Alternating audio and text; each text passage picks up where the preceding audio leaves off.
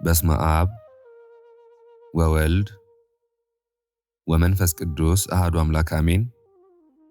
የተወደዳችሁና የተከበራችሁ የእግዚአብሔር ቤተሰቦች የእናታችን የቅድስት ድንግል ማርያም የአስራት የቃል ኪዳን የአደራ ልጆች የእግዚአብሔር ሰላም ጸጋና በረከት ከሁላችሁም ጋር ይሁን።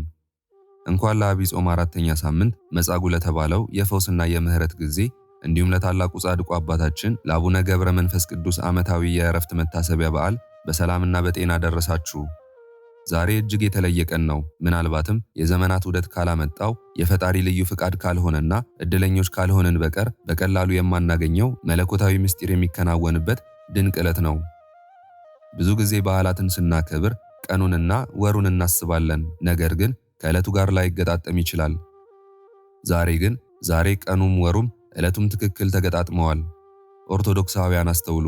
አባታችን አቡነ ገብረ መንፈስ ቅዱስ ከዚህ ዓለም ድካም ያረፉት ልክ በዛሬዋ ቀን መጋቢት 5 ቅዳሜ ማታ ነው። ይህ ተራ አጋጣሚ አይደለም። ይህ መገጣጠም ፈጣሪ በልዩ ጥበቡ የሰጠን ልዩ የሆነ የበረከት በር ነው። ታዲያ የዛሬው ልዩ ቀን እጅግ በጣም የተለየ፣ ሰማያት የተከፈቱበት፣ መላእክት የሚዘምሩበት፣ የጸጋ ማዕበል የሚናወጥበት ድንቅ ዕለት ነው። ሁላችንም አንድ መንፈሳዊ ተግባር እንድናደርግ በአባታችን በአቡነ ገብረ መንፈስ ቅዱስ ስም እጠይቃችኋለሁ። ሰው ስለ ራሱ ከሚጸልየው በላይ ስለ ሌላው በቅንነትና በፍቅር ሲጸልይ መልካም ነገሮች፣ የልብ መሻቶች በሙሉ ፈጥነው ይደረጉለታል። አሁን ይህንን ድምፅ የምትሰሙ በሙሉ ለጥቂት ደቂቃዎች ዓይናችሁን ገልጣችሁ አባታችን ጻድቁ አቡነ ገብረ መንፈስ ቅዱስ በአካል አጠገባችሁ ሆኖ እንዳሉ አስቡ። ዛሬ ቅዳሜ ማታ ወደ ፈጣሪያቸው ወደሚያብረቀርቀው የብርሃን ዙፋን ሊሄዱ ቢሆን ልብሳቸው እንደ ፀሐይ እያበራ ፊታቸው በመለኮታዊ ጸዳል እየተንጸባረቀ በእጃቸው መስቀላቸውን ይዘው ከፊታችሁ ቆመዋል። ምን ትለምኗቸዋላችሁ? ይህን እያሰባችሁ በቅንነት እንጸልይ። ስለ ራሳችሁ፣ ስለ እኔም፣ ስለ ቤተሰቤም፣ ለዚህ ቻናል ቀን ከሌሊት ስለሚደክሙ አዘጋጆች፣ ስለ ኤዲተሮቹ ጭምር በዚህ ቻናል ዘውትር ስለሚሳተፉትም፣ በጸሎት ለሚተጉትም፣ በህመም አልጋ ላይ ሆነው ይህንን ለሚሰሙትም፣ እንዲሁም ስለ እናት ሀገራችን ኢትዮጵያ ሰላም ላጣው ዓለማችን ጭምር ጸልዩ። ሁላችንም ስለ ሁላችን እንጸልይ። ከዚህ ፕሮግራም ፍጻሜ በኋላ ሁሉንም መልካም ነገሮች በልባችሁ እያሰባችሁ የልባችሁን ሸክም በአባታችን እግር ስር አስቀምጣችሁ ከአንድ አቡነ ዘበሰማያት ጋር ልመናችሁን ወደ ሰማይ ላኩ። እግዚአብሔር ይስጥልን። ኦርቶዶክሳውያን ወዳጆቻችን አቡነ ገብረ መንፈስ ቅዱስ ማለት የሰው ልጅ አእምሮ ሊረዳው ከሚችለው በላይ የሆነ ግርማ ሞገስና መለኮታዊ ኃይል የተላበሱ ታላቅ የሰማይና የምድር ጌጥ ናቸው። የእሳቸው ታሪክ ተራ የሰው ልጅ ታሪክ አይደለም።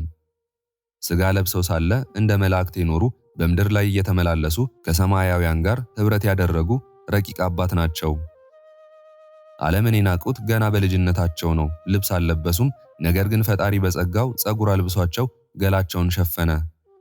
ምግባቸው የጫካ ፍሬ ወይም የሰው እጅ ያዘጋጀው አልነበረም። ምግባቸው ምስጋና፣ መጠጣቸውም የእግዚአብሔር ፍቅር ነበር። በዱር ውስጥ ከ60 አናብስትና ከ60 አናምርት ነምሮች ጋር ይኖሩ ነበር። አውሬዎቹ እንደ የዋህ በጎች ይታዘዙላቸው፣ እግሮቻቸውንም ይልሱ ነበር። ኃይላቸውና ብቃታቸው አድማጭን ያስገርማል፣ ዘናም ያደርጋል፣ በጥልቅ የሃይማኖት ስሜት ውስጥም ይከታል። አባታችን በደመና ተጭነው በዓለም ዙሪያ ይጓዛሉ። ባህርን እንደ ደረቅ መሬት ረግጠው ይሻገራሉ። ለታመሙት ፈውስን፣ ለታሰሩት ነፃነትን፣ ላዘኑትም መጽናናትን ናቸው። እኛ በንጹህ ልብ በሙሉ እምነት ሆነን ስማቸውን ስንጠራ፣ መታሰቢያቸውን ስናደርግ ብዙ ነገሮች ያደርጉልናል። የሕይወት ማዕበል ሲያናውጠን ጸጥታን ይሰጡናል። የተዘጋውን የሥራ የትዳርና የልጅ በር ይከፍቱልናል። በበሽታ ስንማቅቅ የፈውስ ጠል ይረጩልናል። ጠበላቸውን ስንጠጣ፣ እምነታቸውን ስንቀባ ክፉ መናፍስት ይርቃሉ፣ ደዌ ይወገዳል። ጭንቀትና መከራ ሲበዛ በአማላጅነታቸው መጥተው እንባችንን ይጠርጋሉ፣ ቤታችንን በሰላም በበረከት ይሞሉታል። የአባታችን ታሪክ እጅግ ልብን የሚነካው ወደ ኢትዮጵያ በመጡ ጊዜ ነው። አባታችን ለመስማት እጹብ ድንቅ በሆነ ግብር ቆይተው ምድረ በዳውን፣ ተራራውን፣ ሸለቆውን እያቆራረጡ 262 ዓመት በኢትዮጵያ ኖረዋል። አሁን 262 ዓመታት በሙሉ በዝቋላ ተራራ ላይ ሆነው በባህር ውስጥ ተዘቅዝቀው ዓይናቸው ሳይከደን እረፍት ሳያደርጉ ስለ ኢትዮጵያና ስለ ሕዝቧ አጥብቀው ጸለዩ። አምላኬ ሆይ ኢትዮጵያን ማርልኝ እያሉ እንባቸውን አፈሰሱ። በዚህ ታላቅ ተጋድሏቸው በቃል ኪዳናቸው ያመነውን የተማጸነውን ጌታ ከመከራ ሥጋ ከመከራ ነፍስ ሊምርላቸው ጽኑ ተስፋቸውንና ቃል ኪዳናቸውን ተቀበሉ። ይህንን ሁሉ ዓመት በምድር ላይ በመላእክት አምሳል ከኖሩ በኋላ ዕድሜያቸው 562 ዓመት ሲደርስ መጋቢት 5 ቀን ለእሁድ አጥቢያ ቅዳሜ ማታ ከሌሊቱ 6 ሰዓት ሲሆን ያች የተቀደሰች ነፍሳቸው ከስጋቸው ተለየች። ያረፉትም በሞት ሳይሆን ከምድር ወደ ሰማይ በተደረገ ታላቅ የድል ሽግግር ነው። ያኔ ሰማይ ተከፈተ፣ የብርሃን መላእክት በአክናፈ እሳት በዝማሬና በእልልታ ወረዱ። ያንን ቅዱስ ስጋቸውን በአክናፈ እሳት ተሸክመው ወደ ቅድስት ከተማ ኢየሩሳሌም ወሰዱት። በዚያም በየማነ ምስዋ በመሠዊያ ቀኝ በክብር ቀበሯቸው። ክብር ለዚህ ታላቅ አባት ይሁን። ስማቸውና ዝናቸው ከትውልድ እስከ ትውልድ ሲዘከር ይኖራል።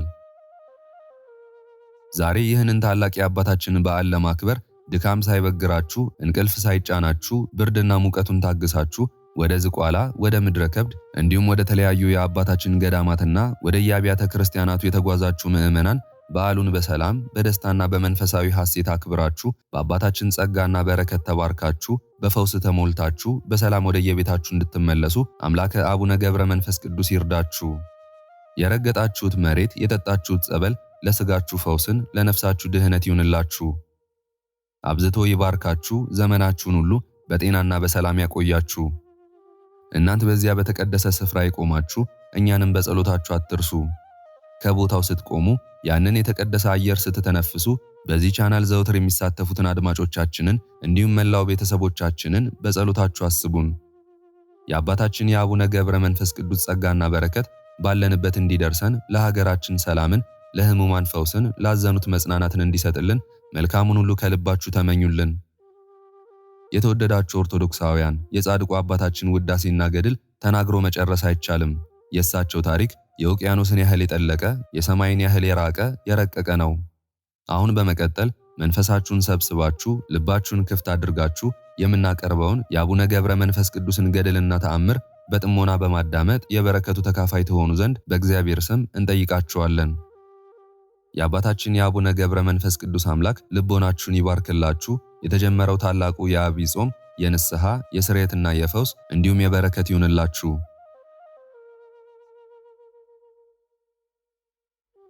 በስመ አብ ወወልድ ወመንፈስ ቅዱስ አሐዱ አምላክ አሜን። የኮከበ ገዳም የአባታችን የአቡነ ገብረ መንፈስ ቅዱስ የገድል መጽሐፍ። አንድ አምላክ በሚሆኑ በአብ በወልድ በመንፈስ ቅዱስ ስም አሜን። አባታችን ገብረ መንፈስ ቅዱስ ጸሎቱን በጨረሰ ጊዜ እንደ ልማዳቸው መላእክት ወደ እርሱ መጥተው አንተ ጽኑ ተጋዳይ መነኩሴ ምን ትሻለህ አሉት። ከኔ በፊት የነበሩ ነቢያት፣ በአደባባይ የተጣሉ ሰማዕታት፣ ወንጌሉን ያስተማሩ ሐዋርያት፣ በየዋሻውና በየፍርኩታው ያሉ ጻድቃን፣ እነዚህ ሁሉ እግዚአብሔርን እንዳዩት እኔም ማየው ዘንድ ሻለው አላቸው። መላእክትም የአባታችን ገብረ መንፈስ ቅዱስን ነገር ሰምተው ወደ ሰማይ ወጥተው አባታችን የጠየቃቸውን ሁሉ ለጌታችን ነገሩት። ያን ጊዜ ሰማይ ተከፈተ፣ የእሳት ድንኳንም ተገለጠ። 40ቱ እንስሳም ዙፋኑን ተሸክመው 24ቱ ካህናተ ሰማይም የወርቅ ማዕጠንት ይዘው በፊቱ ቆመው ሊቃነ መላእክትን በየማዕረጋቸው በየነገዳቸው በዙፋኑ ዙሪያ ቆመው አባታችን ገብረ መንፈስ ቅዱስም ጌታችን ኢየሱስ ክርስቶስን በአባቱ ቀኝ በዙፋኑ ቀኝ ተቀምጦ በአንድነቱ በሶስትነቱ አየው። የአብ የወልድ የመንፈስ ቅዱስ አንድነትና ሶስትነትን ተረዳ። መላእክትና ሊቃነ መላእክት በየሥርዓታቸው 99ኙ ነገደ መላእክት በየወገናቸው ብዙ የሚሆኑ መላእክት በየነገዳቸው ሁሉም በአንድ ቃል ቅዱስ ቅዱስ ቅዱስ አሸናፊ እግዚአብሔር ምስጋናህ በሰማይና በምድር የመላ ነው እያሉ ከአንደበታቸው ምስጋና አይቋረጥም ነበር። አባታችን ገብረ መንፈስ ቅዱስም ይህን ባየ ጊዜ ታላቅ ፍርሃትን ፈራ፣ ተንቀጠቀጠ። እግዚአብሔርም ጽና፣ እኔን ስላየኸኝ አትፍራ። ዮሐንስ አቡ ቀለምሲስ እንዳየኝ አንተም እንድታየኝ ያጸናሁ ያበረታሁህ እኔ ነኝና ወዳጄ ገብረ መንፈስ ቅዱስ ከእኔ ምን ትሻለህ? ምንስ ትለምነኛለህ? እነሆ ታየኝ ዘንድ በለመንከኝ ጊዜ ተገለጽኩልህ። እስከ ሞት ድረስ የጨከንክ የታገስክ፣ ከአንበሶች ጋር መኖርን ያልፈራህ፣ ሳትጠራጠር ገዳማትን የዞርክ፣ በግብፅ ገዳማት 300 ዓመት የኖርክ፣ እኔ መርጬ ንጹሕ አድርጌ የፈጠርኩህ ወዳጄ ገብረ መንፈስ ቅዱስ ሆይ ምን ላድርግልህ? አሁንም የለመንከኝን ሁሉ እንዳልዋሽ እልሃለሁ። ምን እንዳደርግልህ ትወዳለህ? አባታችን ገብረ መንፈስ ቅዱስም ይህን ታላቅ ምስጢር ከፈጣሪው ከጌታው ሰምቶ እጅግ ደስ አለው። አባታችንም ጌታዬ አምላኬ ይህ ለኔ አይገባኝም፣ እንደኔ ላሉት ለሌሎች ያላደረግከውን ለኔ አድርገህልኛልና አሁንም የምህረትን ቃል ኪዳን ስጠኝ፣ የገቦታን ሰዎች ማርልኝ፣ ኃጥአን ናቸውና። ንስሐ የማያሻቸው ጻድቃንን ልትጠራ አልመጣህምና ኃጥአንን ወደ ንስሐ ልትመልስ መጣህ እንጂ። ጥርሳቸውን እያፋጩ እንባቸውን እንደ ክረምት ዝናብ እየወረደ በሲኦል ውስጥ የሚሰቃዩ ነፍሳትን አስባቸው። ሰይጣን ስላሳታቸው ነውና ባለማወቅም በማወቅም የሰሩትን ማራቸው፣ ይቅር በላቸው አለ። ጌታችንም አባታችን ገብረ መንፈስ ቅዱስን በፊቴ ድካምን ላበዙ ለሌሎች ቅዱሳን ያላደረግኩትን ድንቅ ነገርን ለመንከኝ። መነኩሴው ለትጹን ክፋቱ ስለበዛ ስለ አንድ ኃጢአተኛ ለመነኝ። ጽኑ ስቃይ ወዳለበት ሲኦል ከገባ በኋላ በብዙ ድካም መላልሶ ለመነኝ። የዚያን የኃጢአተኛ ሰው ነፍስ ከሲኦል አውጥቼ እንዳልተፈጠረች አደረግኳት። ሙታን በሚነሱበት ጊዜም ጻድቃን በሚኖሩበት በመንግሥተ ሰማያትም ቢሆን ኃጥአን በሚኖሩበት በገሃነመ እሳትም ቢሆን አትገኝም። ወዳጄ ገብረ መንፈስ ቅዱስ ሆይ ለአንተ ግን እንዲህ አይደለም። እንደ ቸርነቴ እምርልሃለሁ እንጂ መታሰቢያህን የሚያደርጉ ስምህን የሚጠሩ ኃጥአንን ሁሉ እንደ ቸርነቴ እንደ ይቅር ባይነቴ እምርልሃለሁ እንጂ እምቢ አልልህም። የለመንከኝንም ሁሉ አደርግልህ ዘንድ በማይታበል ቃሌ ቃል ኪዳን ሰጥቼሃለሁና አለው። አባታችን ገብረ መንፈስ ቅዱስም ይህን ቃል ኪዳን ሰምቶ በግንባሩ ወድቆ ሰገደ። ሰማያውያን መላእክት፣ ምድራውያን ጻድቃን ሰማዕታት ይህን ሰምተው ደስ አላቸው። ለአምላካችን ለፈጣሪያችን ምስጋና ይገባል። ቅድመ ዓለም የነበርክ ዓለምን አሳልፈ የምትኖር ሃሌሉያ ብለው አመሰገኑ። አባታችን ገብረ መንፈስ ቅዱስም ጌታዬ የምትምርልኝ ምን ያህል ነው አለው። ጌታም በዕድሜህ ልክ በእያንዳንዷ ቀን ሺህ እምርልሃለሁ አለው። የአባታችን የገብረ መንፈስ ቅዱስ ዕድሜው ከተወለደበት ቀን ጀምሮ ይህን ቃል ኪዳን እስከተቀበለበት ቀን ድረስ 300 ዓመት ሆኖት ነበር። ጌታችንም የመላእክት አለቆችን በሲኦል ውስጥ በእሳት ሰንሰለት ታስረው ያሉ ነፍሳትን ፈታችሁ አምጥታችሁ ለአባ ገብረ መንፈስ ቅዱስ ስጡት አላቸው። 7ቱ የመላእክት አለቆችም ኃጥአን ወዳሉበት ወደ ሲኦል ወረዱ። በዚያች ዕለት በኃጥአን ላይ የሰለጠነ አብድልማኮስ የተባለ የሲኦል አለቃ መጣ። 7ቱ የመላእክት አለቆችም በአባታችን ጸሎት የዳኑትን የገቦታ ሰዎች ከሲኦል አወጧቸው። ከሲኦል የወጡ ነፍሳት 3000 ያህሉ ነበር። ሚካኤልና ገብርኤል በየወገናቸው፣ ኡራኤልና ሩፋኤል በየነገዳቸው፣ ሳቁኤል፣ ራጉኤልና ፋኑኤልም በየማዕረጋቸው በፊታቸው እያመሰገኑ እልል እያሉ ሌሎችም የመላእክት ሰራዊት ወደ እግዚአብሔር የክብር ዙፋን እስኪደርሱ ድረስ በሰማይ ለእግዚአብሔር ምስጋና ይገባል፣ በምድርም ለሰው ልጅ እርቅ ሆነ እያሉ በፊታቸው እየመሩ እነዚያን ነፍሳት ወደ ገነት አስገቧቸው። ዳግመኛም እንዲህ ብለው አመሰገኑ። ምርኮን ማርከህ ወደ ሰማይ ወጣ፣ ስጦታህንም ለሰዎች ሰጠ። ከሲኦል የወጡ ነፍሳት ደስ እያላቸው እግዚአብሔርን እያመሰገኑ ወደ ገነት ገቡ። ከዚህ በኋላ ጌታችን ኢየሱስ ክርስቶስ አባታችን ገብረ መንፈስ ቅዱስን እንዳንተ መላእክት ዘወትር ከሚጎበኟቸው ከቅዱሳን ገዳማውያን በቀር በዚህ ዓለም ያሉ ሰዎች ሁሉ ከካህናትም ከመነኮሳትም ወገን ቢሆን ከዛሬ ጀምሮ አያዩህም። ልትገለጽለት ከወደድከው በቀር መላእክት ለሁሉ ተገልጸው እንደማይታዩ አትታይም። ያለ ድምፅ እንደ ነፋስ የሚበር የብርሃን ሰረገላ ይሁንልህ። ከምስራቅ እስከ ምዕራብ፣ ከሰሜን እስከ ደቡብ መድረስ እስከምትችልበት ድረስ ብረር። ወዳጄ ገብረ መንፈስ ቅዱስ ከእንግዲህ ወዲህ እኔንም አባቴንም መንፈስ ቅዱስንም በወደድክ ጊዜ እየን። ታማኝ አገልጋዬ ወዳጄ ገብረ መንፈስ ቅዱስ ከዛሬ ጀምሮ ወደ ኢትዮጵያ ሂድ። በልመና በጸሎትህ ከሲኦል የምታወጣቸው ነፍሳት በዚያ አሉና። አባታችን ገብረ መንፈስ ቅዱስም የጌታን ነገር ሰምቶ ፊቱ በራ፣ በልቡም ደስ ተሰኘ። ጌታዬ ፈጣሪዬ ወደዚያች ሀገር ማን ይመራኛል? መንገዷንስ በምን አውቃለሁ? ከታናሽነቴ ጀምሮ ሩቅ ሀገር እንደሆነች ሰምቻለሁና አለው። እግዚአብሔርም አለው እኔ በስልጣን ያደርሰሃለሁ፣ መላእክትም ካንተ አይለዩም። በእነርሱ ዘንድ የከበርክ ሆነሃልና እኔንም በወደድክ ጊዜ ታገኘኛለህ፣ የለመንከኝንም ነገር አደርግልሃለሁ አለው። ጌታችንም ለአባታችን ገብረ መንፈስ ቅዱስ ይህን ቃል ኪዳን ከሰጠው በኋላ ከእርሱ ተለየ። የመላእክት ሰራዊትም የዳዊትን መዝሙር ምርኮን ማርከህ ወደ ሰማይ ወጣህ፣ ለሰው ልጆችም ስጦታን ሰጠህ እያሉ ጌታን ተከትለው ወጡ። እጹብ ድንቅ ነገርን ባዩ በሰሙ ጊዜ በአርያምም ፍጹም ደስታ ሆነ። ዓለም ከተፈጠረ ጀምሮ ክርስቶስ ወደዚህ ዓለም እስከመጣበት ድረስ እንዲህ ያለ ነገር አልታየም አልተሰማም። ከዚህ በኋላ መላእክት ቀድሞ ወደ ነበረበት ቦታ በክብር መለሱት። አባታችን ገብረ መንፈስ ቅዱስ ወደ አየር ይወጣ ዘንድ የእሳትንም ባህር ይሻገር ዘንድ በውስጧም እልፍ አላፋት ነፍሳትን ይማርክ ዘንድ እንዴት ቻለ? ይኸውም በልዩ ተፈጥሮ አይደለም፣ በአዳም ባህሪ ሆኖ ነው እንጂ። ሌላ ተፈጥሮ የለውም፣ እንደ መጀመሪያው ሰው እንደ አዳም ያለ ባህሪ ነው እንጂ። አዳምስ የእሳትን ባህር ይሻገር ዘንድ መድኃኒታችን ክርስቶስ እስኪመጣ ድረስ ከሲኦል ይወጣ ዘንድ አልቻለም። አባታችን ገብረ መንፈስ ቅዱስ ሆይ ከእግዚአብሔር የተሰጠህ ባለሟልነት ክብርና ጸጋ ምን ያህል ነው! ገድልህን ትሩፋትህን ለመናገር ባሰብሁ ጊዜ ሕሊናዬ ጥሩ ጠጅ እንደጠጣ ሰው በደስታ ይዞራል። የአባታችን የገድሉን የትሩፋቱን ነገር መቼ ፈጽመዋለሁ እያለ ይወጣል ይወርዳል፣ ተቆጥሮ የማያልቅ ብዙ ነውና። አስቀድመን ወደ ጀመርነው እንመለስ። አባታችን ገብረ መንፈስ ቅዱስ በምድረ ገቦታ ራእይ ባየ ጊዜ አለቀሰ። ራእይ የማየት ልምድ ነበረውና የተሰወረውን የተገለጠውን በሰማይና በምድር ያለውን ምስጢር ሁሉ ያውቅ ነበር። ዳግመኛም ንጹሐን ካህናት፣ ዲያቆናት ወዳሉበት መንፈስ ቅዱስ ሲወርድ ያይ ነበር። የኃጥአን ሥራ ሁሉ በፊቱ እንዳለ መስታወት የተገለጠ ነው። ቅዱስ ጳውሎስ መንፈስ ቅዱስ ያደረበት ሰው ሁሉን ያውቃል እንዳለ፣ አባታችን ገብረ መንፈስ ቅዱስም ገቦታ በሚባል አገር በቅዳሴ ጊዜ በቤተ ክርስቲያን ብዙ ሰዎች ተሰብስበው አየ። ቁጥራቸውም 200 ያህል ነበር። በቅዳሴ ጊዜ መንፈስ ቅዱስ በሥጋው በደሙ ላይ ወረደ። አባታችንም አይቶ ደስ አለው። ዳግመኛም ሰዎች ሁሉ ምግባሩ ከቀና ሃይማኖቱ ከጸና ከአንድ ሰው በቀር ሥጋውን ደሙን ሳይቀበሉ ወደ ቤታቸው ሲመለሱ አየ። ከእርሱ ጋር የነበረውን መልአክ ሥጋውን ደሙን ሳይቀበሉ የተመለሱ የእነዚህ ሰዎች ኃጢአታቸው ምንድን ነው አለው። መልአኩም አባታችን ገብረ መንፈስ ቅዱስን በእግዚአብሔር ፊት የበዛ ኃጢአታቸውን ተመልከት አለው። አባታችን ገብረ መንፈስ ቅዱስም መለስ ብሎ ሰይጣን ከቅጽረ ቤተ ክርስቲያን አንስቶ በቤታቸው እስኪደርሱ ድረስ በእሳት አለንጋ እየገረፈ እየነዳ ሲወስዳቸው አየ። ሰይጣን ግን የእርሱ ስለሆኑ ደስ ይለው ነበር። ሁሉም ጠፉ። ንስሐ ገብቶ ሥጋውን ደሙን ከተቀበለ ከዚያ ሰው በቀር ከእነርሱ አንድ ሰው እንኳን አልቀረም። ሰይጣን ግን ድሆች ከጥራጊ ላይ የወደቀ ወርቅ ባገኙ ጊዜ ደስ እንደሚላቸው ደስ ይለው ነበር። በሕይወት ዘመናቸው በምድር ላይ ንስሐ ያልገቡ ኃጢአተኞች ሁሉ በእውነት የተጣሉ ናቸው፣ ለሰይጣንም ጭፍራ ሆኑት። አባታችን ገብረ መንፈስ ቅዱስም ይህን ድንቅ ነገር ባየ ጊዜ አዘነ፣ አለቀሰ። አቤቱ ጌታዬ ፈጣሪዬ፣ ሰይጣን ሕዝብህን ማርኮ ወሰደ። ሥጋህን ደምህን ከተቀበለ ከአንድ ሰው በቀር ከ200 ሰው አንድ እንኳን የቀረው የለም። ነቢዩ ዳዊት በመዝሙሩ ያለ ዋጋ ሕዝብህን ሰጠ ብሎ እንደተናገረ፣ አባታችን ገብረ መንፈስ ቅዱስም ይህን ተናግሮ አለቀሰ። ሐዋርያትም እንደ ጾሙ ይጾም ዘንድ ምህላ የሚያደርግ ዘንድ ወደደ።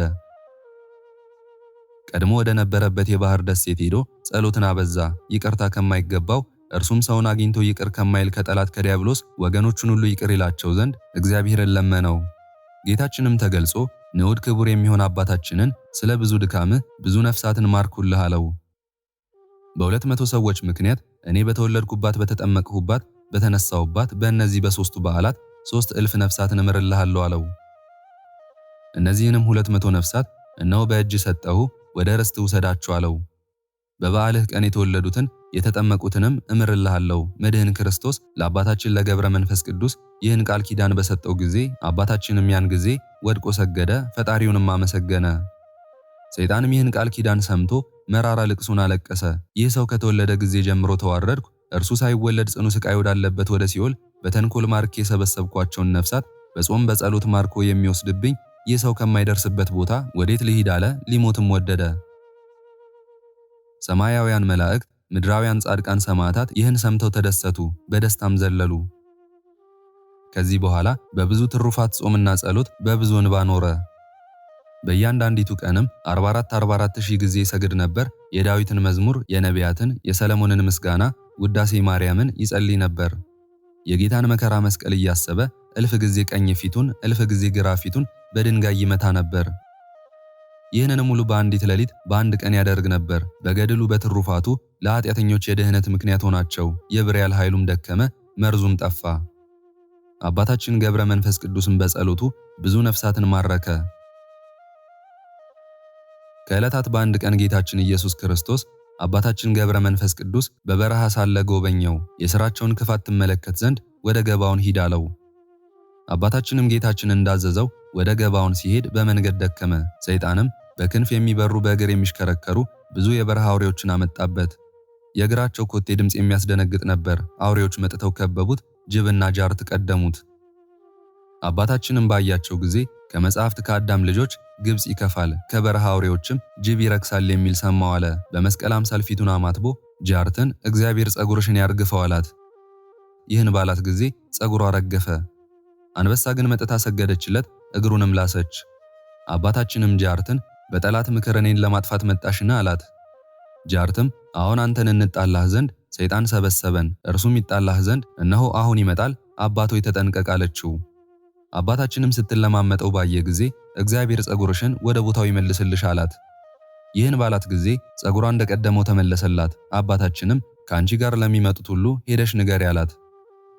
ሄዳም በእርሷ ላይ የተደረገውን ሁሉ ነገረቻቸው። ይህን ሰምተው ፈጽመው ደነገጡ። ሁሉም መጥተው ከፊቱ ሰገዱ። መልእክተኞቹ ድል እንደተነሱ ባየ ጊዜ ሰይጣን በተረገመው ዘንዶ አምሳል መጣ። ቁመቱም 75 ክንድ ወርዱም 20 ክንድ ያህል ነበር። ዓይኖቹም የእሳት ነበልባል ይመስሉ ነበር። አባታችን ገብረ መንፈስ ቅዱስን ባየው ጊዜ በሥላሴ ስም ፊቱን አማትቦ ከዚህ ከክፉ አውሬ አቤቱ አድነኝ፣ በእኔ በባሪያህ ቃል ድንጋይ ይሁን አለ። ይህን ሲጸልይ የአውሬ መጥቶ በፊቱ ቆሞ ሊውጠው አፉን ከፈተ። አባታችንም በመስቀል አምሳል ፊቱን አማትቦ በፈጣሪ በአምላኬ ኃይል ድንጋይ ሁን ብዬ አዝሃለሁ አለው። ያን ጊዜ ፈጥኖ በምድር ላይ ወደቀ፣ ድንጋይም ሆነ። አባታችን ገብረ መንፈስ ቅዱስም ደስ አለው። የእግዚአብሔር መልአክም የሕይወት መጠጥ የተሞሉ 3 የወርቅ ጽዋዎችንና ህብስትን እንዲሁም 12 መብራት በእጁ ይዞ ወረደ። ስለ ድካምህ ይህን ህብስት ብላ፣ ይህን ጽዋ ጠጣ አለው። አባታችንም ከመልአኩ እጅ ተቀብሎ በላ ጠጣ። በነጋም ጊዜ ተነስቶ ወደ ገባዖን ሄደ። የበዛ ክፉ ሥራቸውን አየ። አገራቸውን በክፋት የታጠረ ሆኖ ታየው። እናንተ የገባዖን ሰዎች ከበጎ ሥራ ሰንፋችሁ አያችኋለሁ፣ እግዚአብሔርንም አትፈሩትምን አላቸው። እነርሱም ይህን በሰሙ ጊዜ ሁሉም ሊጣሉት መጡ። አንተ እንዲህ የምትሰድበን ከ12ቱ መሠሪያን ተለይተህ የቀረህ ነህን አሉት። አባታችንም እነዚያ መሠሪያን አይደሉም፣ እኔም ሥራዬን አላውቅም፣ ለነፍሳችሁ ድህነት የሚሆነውን አስተምራችኋለሁ እንጂ አላቸው። እነርሱም ከአባታችን ይህን ነገር በሰሙ ጊዜ ተቆጡ። ጸጉሩን ይዘው ጎተቱት፣ ደበደቡት፣ ወደ ውጭም አውጥተው ጣሉት።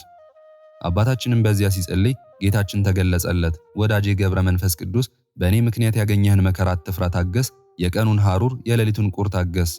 እኔም ቃል ኪዳን እንሰጥሃለሁ፣ ስምህንም የጠራ ምርልሃለሁ። ከዚህም አገር አፍራ አትወጣም። ሕጌን የተላለፉ 700,000 ከ15 ነፍሳትን አስራት አድርጌ ሰጠሁ አለው። ጌታችንም ይህን ቃል ኪዳን ሰጥቶት ወደ ሰማይ አረገ። አባታችንም በተሰጠው አስራት ደስ ብሎት ሰገደ። ከዚያም ወጥቶ ወደ ብሔረ ብፁዓን ሄደ። አባታችን ገብረ መንፈስ ቅዱስ ብሔረ ብፁዓን ገብቶ ንዑዳን ክቡራን ሰዎች የሚኖሩብሽ ሀገር ሰላም ላንቺ ይሁን አላት። ይህን ሲናገር አንድ ሰው ወደ አባታችን መጥቶ ሰላም ላንተ ይሁን ብሎ ከወዴት መጣህ አለው። አመጣጤስ ከገባዖን ነው፣ ነገር ግን ሃይማኖት ምንድን ነው አለው። ያም ሰው አባታችንን አንተ የምታመልከውን ንገረኝ አለው። አባታችንም እኔ በአብ በወልድ በመንፈስ ቅዱስ አምናለሁ አለው። ያም ሰው እኛም ይህን ስም እናውቀዋለን፣ በዚህ እናምናለን አለው። ከዚህ በኋላ በአንድነት ወደ ቤተ ክርስቲያን ሄደው ጸለዩ። ጸሎታቸውንም ከፈጸሙ በኋላ ወንድሞችን አያቸው፣ ሰላምታም ሰጣቸው። ከእነርሱም ጋር 3 ዓመት በጾም በጸሎት በትጋት ኖረ። ከዕለታት በአንድ ቀን ጌታችን ኢየሱስ ክርስቶስ ተገልጾ ሕጌን ያልተላለፍክ ልቤን ደስ ያሰኘኸው ወዳጄ ገብረ መንፈስ ቅዱስ ሆይ ሰላም ላንተ ይሁን፣ እኔም አስራት እሰጥሃለሁ። ለእናቴ አስራት አድርጌ ወደ ሰጠኋት የእስራኤልን መንግሥት ለሌላ አሳልፌ እንዳልሰጥ ለባለሟሌ ለዳዊት የገባሁለትን ከአንደበቴ የወጣውን ቃል አላጥፍም። ጌታችንም አባታችንን ሄደህ የመንግሥቴ ወራሽ ላሊበላን ምድራዊ መንግሥት ነውን ወይንስ ሰማያዊ መንግሥት የሚሻልህን ምረጥ ብሎሃል በለው አለው። ይህን ከነገረው በኋላ ወደ ሰማይ አረገ። አባታችንም ከምድር ወድቆ ሰገደ። የእግዚአብሔር ፈቃድ ከእኔ ጋር ይሁን፣ ወደዚያ መሄድን አልሰንፍም ብሎ ተነስቶ ሄደ። መልአኩ ቅዱስ ገብርኤል እየመራው 60 አንበሶችንና 60 ነብሮችን አስከትሎ 30 በቀኙ 30 በግራው 30 በፊቱ 30 በኋላው ሆነው በነፋስ ሰረገላ ተጭነው ወደ ኢትዮጵያ መጡ። ምድረ ከብድም አደረሳቸው። ዳግመኛም ወደ ዝቋላ ተራራ ወሰደው። ከዚህ በኋላም የእግዚአብሔር የሕጉን ታቦት እጅ ይነሳ ዘንድ 9 ቅዱሳን ወደ ነበሩበት ወደ አክሱም ሄደ። መልእክቱን ለንጉሥ ላሊበላ ያደርስ ዘንድ ከአክሱም ተነስቶ ሄደ። ደርሶም ንጉሥ ሰላም ላንተ ይሁን አለው። ንጉሡም የእግዚአብሔር ሰላም ካንተም ጋር ይሁን አለው። የፀጉሩን ብዛት አይቶ አደነቀ። የእግዚአብሔር ሰው አባቴ ከወዴት መጣህ አለው። አባታችን ገብረ መንፈስ ቅዱስም ከብሔረ ብፁዓን መጣው አለው። ንጉሡም ብሔረ ብፁዓን የሚባለው የት ነው ያለው አለው። የሀገሪቱስ ሥርዓት ምን ይመስላል ብሎ ጠየቀው። ለመስማት የሚያስደንቅ ሥራዋን ሁሉ አስረዳው። ንጉሡም ሰምቶ ፈጽሞ አደነቀ። አባታችን ገብረ መንፈስ ቅዱስም ቅዱስ ላሊበላን ጌታዬ ፈጣሪዬ ወደ አንተ የላከው ታላቅ መልእክት አለኝ አለው። ንጉሡም ይህን ሰምቶ ደነገጠ። በፊቱም ራሱን ዘንበል አድርጎ በል ንገረኝ አለው። አባታችን ገብረ መንፈስ ቅዱስም መልሶ ጌታችን ኢየሱስ ክርስቶስ ሰላም ላንተ ይሁን ወዳጄ፣ የምድር መንግሥት ትወዳለህን ወይስ የሰማይን መንግሥት? የሚሻልህን ምረጥ ብሎሃል አለው። ንጉሥ ላሊበላም ይህን ሰምቶ በእውነት እግዚአብሔር በፍጥረቱ ሁሉ የተመሰገነ ነው ብሎ ሰገደ። ምድራዊ መንግሥትማ ኃላፊ ጠፊ ነው። እኔስ የሰማዩን መንግስት እመርጣለሁ አለው። ንጉሥ ላሊበላም አባታችን ገብረ መንፈስ ቅዱስ የብሔረ ብፁዓን ሰዎችን ሥራ ጠየቀው። አባቴ ያየኸውን ሁሉ አትደብቀኝ ንገረኝ አለው። አባታችን ገብረ መንፈስ ቅዱስም መልሶ ልጄ የብሔረ ብፁዓንን ሰዎች ሥራ አልደብቅህም እነግርሃለሁ አለው። ዳግመኛም ሥርዓቷን አሰራሯን አስረዳው። ንጉሥ ላሊበላም ይህን ሰምቶ ከእግሩ ወድቆ ሰግዶ ባርከኝ አለው። በእጁ አንስቶ እግዚአብሔር ይባርክህ አለው። ንጉሡም መልሶ አባቴ ወደ ሀገር ልትመለስ ትወዳለህን? እኔ ግን እንድትሄድ አልፈቅድልህም አለው። አባታችን ገብረ መንፈስ ቅዱስም ከሀገርህስ አልሄድም፣ ነገር ግን ካንተ ጋር መኖር አልፈልግም አለው። ንጉሥ ላሊበላም ከኔ ጋር መኖር ካልወደድህ የምትኖርበትን ቦታ ንገረኝ፣ መጥቼ እንድጠይቅህ አለው። አባታችን ገብረ መንፈስ ቅዱስም የምኖርበትስ ቦታ በደቡብ ኢትዮጵያ የደብረ ታቦር አምሳያ በምትሆነው በዝቋላ ተራራ ላይ ነው አለው። ያንን ተራራ አየው ዘንድ አብሬህ ልሂድ አለው። አብረው በሰረገላ ተጭነው ሄዱ። ባህሩንም እንደ የብስ ተሻግረው ጣና ደረሱ። ከዚያም ደርሰው እዚያ ያለችውን የተቀደሰች ታቦት እጅ ነሱ። ስማቸው አባ ጉባ፣ አባ ገሪማ የሚባሉ ሁለት ቅዱሳን መነኮሳት እጅ ይነሱት ዘንድ ወደ አባታችን መጡ። አባታችን ገብረ መንፈስ ቅዱስን ባዩት ጊዜ ወደዱት። ያመጣጡን ነገር ጠየቁት። ያመጣጡንም ሁሉ ነገር ነገራቸው። አባታችን ገብረ መንፈስ ቅዱስን ያደርሱት ዘንድ አብረው ተነሱ። ዝቋላ ደርሰው በሚቻላቸው መጠን ጸለዩ፣ እግዚአብሔርንም አመሰገኑ። አባታችን ገብረ መንፈስ ቅዱስም የደብረ ታቦር አምሳል የምትሆን ቅዱሱ ተራራ ሰላም ላንተ ይሁን አለ። በዚህ አንድነት ሲጸልዩ ጌታችን ኢየሱስ ክርስቶስ ለአባታችን ተገለጸለት። ያዘዝኩህን መልእክት ያደረስክ ወዳጄ ገብረ መንፈስ ቅዱስ ሆይ ሰላም ላንተ ይሁን። ከትእዛዜ የወጡ 4,055 ነፍሳት ሰጠው። ከዚህ ዓለም በሞት በምትለይበት ጊዜም በመላእክት እጅ ትገነዛለህ። ሥጋህን በምድር አልተዋትም፣ ወደ ሰማይ አሳርጋታለሁ እንጂ አለው። ወንድሞቻችንን ሸኛቸው። ላሊበላም የሚያርፍበት ጊዜ እነሆ ደርሷል፣ አንተ ግን በዚህ ኑር። ጌታም ይህን ብሎት ወደ ሰማይ አረገ። አባታችን ገብረ መንፈስ ቅዱስም ንጉሥ ላሊበላንና ሁለቱን ወንድሞቹን አባ ጉባና አባ ገሪማን በሰላም ወደ አገራችሁ ግቡ አላቸው። እነሱም ከዚህ ተራራ አታውርደን አሉት። አባ ጉባና አባ ገሪማን ለብቻቸው ጠርቶ ንጉሡ የሚያርፍበት ጊዜ ስለደረሰ ወደ የቤታችሁ ግቡ፣ እናንተ ግን ከፈለጋችሁ ተመልሳችሁ ነው አላቸው። እነርሱም እሺ ብለው እጅ ነስተው ሦስቱም በሰረገላ ሄዱ። ወርወር በደረሱ ጊዜ ላሊበላ ቤተ መንግሥቱ ገብቶ አረፈ። አባታችን ገብረ መንፈስ ቅዱስም ከባህሩ ዳር ቆሞ ምስራቁንና ምዕራቡን ሰሜኑንና ደቡቡን ተመለከተ። የኢትዮጵያ ሕዝብ ኃጢአት በፊቱ ተገልጾ ታየው።